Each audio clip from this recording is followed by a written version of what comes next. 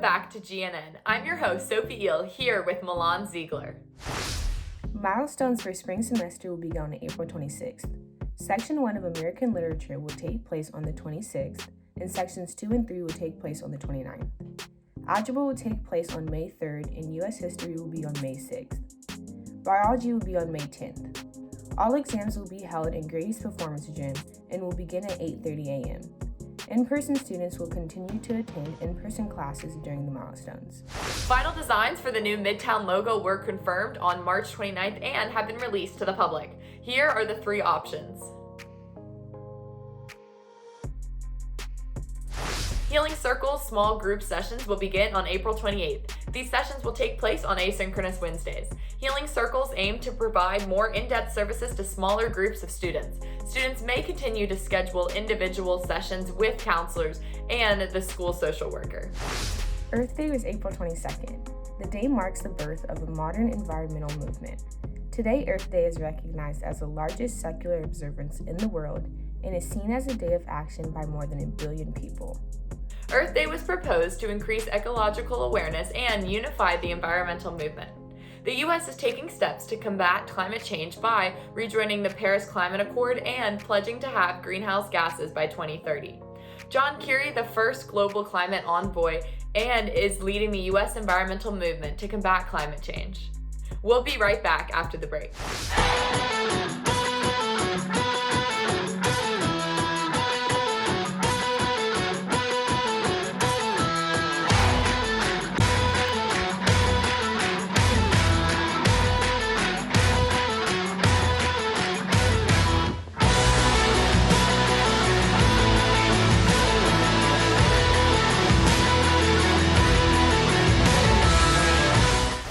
Milan with an update on the construction at Grady.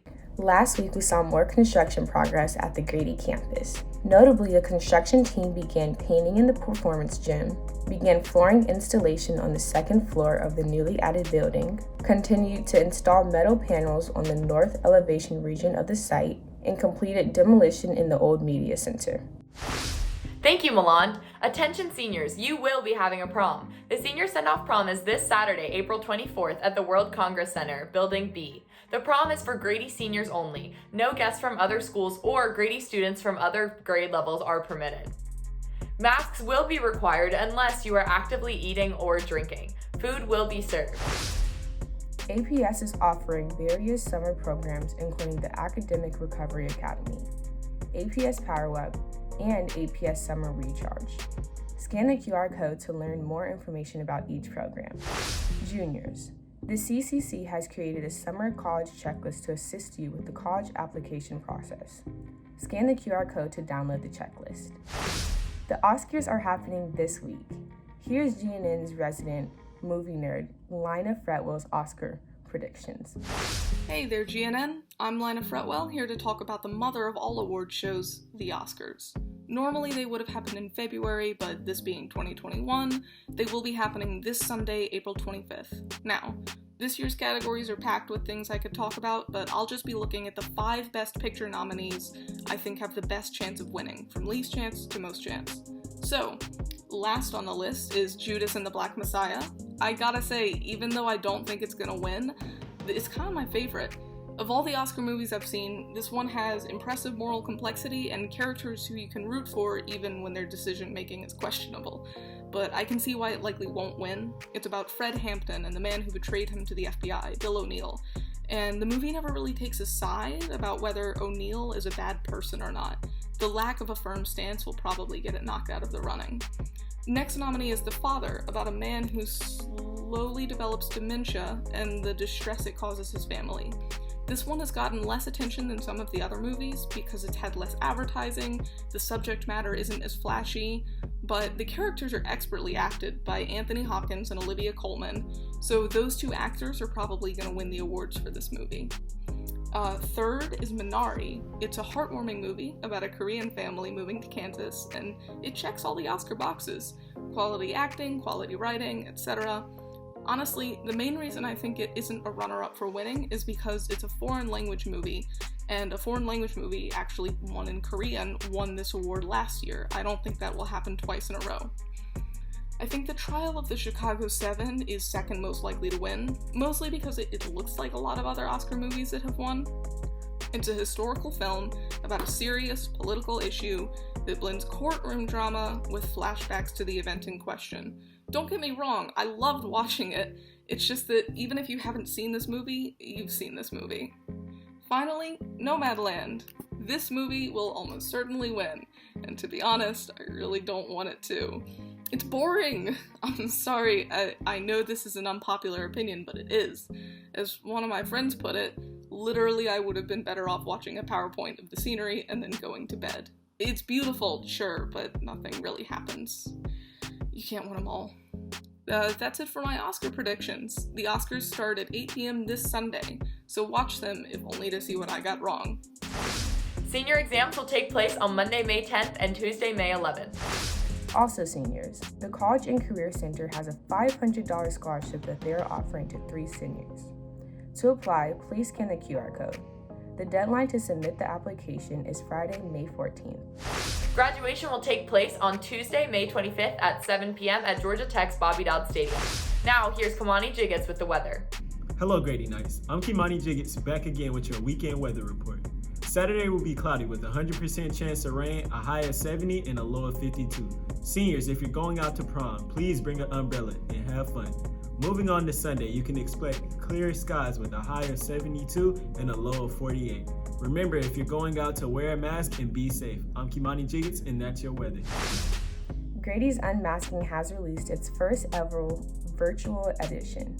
This is the first of 3 editions set to publish this year. Scan the QR code to view it free of charge.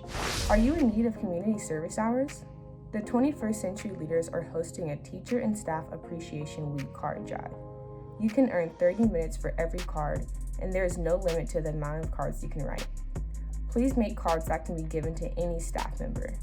Drop off your cards in the bin with the yellow top outside of the Black Box Theater. DECA is doing a toiletry drive. From April 21st to May 14th, you can get 5 hours of community service for every 3 items donated. Put items in a bag with your name on it and drop them off in the DECA bin outside of the Black Box Theater. Now here's GNN's Sam Rose with Sports Splash. Hi Grady Knights, I'm Sam Rose, and here's your Sports Splash recap for Friday, April 23rd. The girls' soccer team faced off against Cass High School in the first round of the state playoffs. Our Knights dominated the entirety of the game, leading to a 6-0 victory. Check out this goal by Maddie Shaw. Archie Streelman passes cross field to Shea Bowman, who beats her defender, and crosses to sophomore Maddie Shaw, who volleys the shot for the goal. Grady will move on to the next round of the state playoffs, facing Decatur at home on Monday at 6:30 p.m. The boys soccer team also faced Cass in the first round of the state playoff. They went into halftime with a 2-0 lead, highlighted by this insane corner kick goal by senior Griffin Ritchie.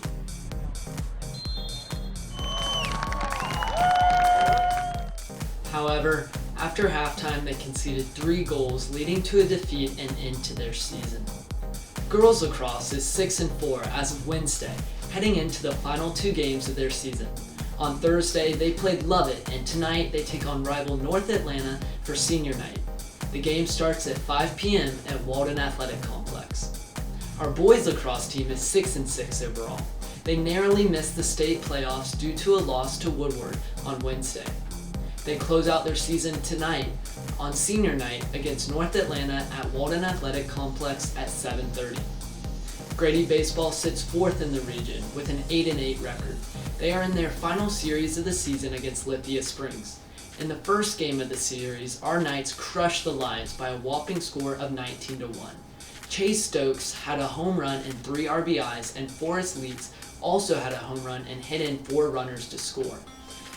They finish up their regular season tonight with a doubleheader against Lithia Springs. First game at 5 and second at 7, which is also senior night, honoring our 3 seniors. After this series, our Knights will be moving on to the first round of the state playoffs.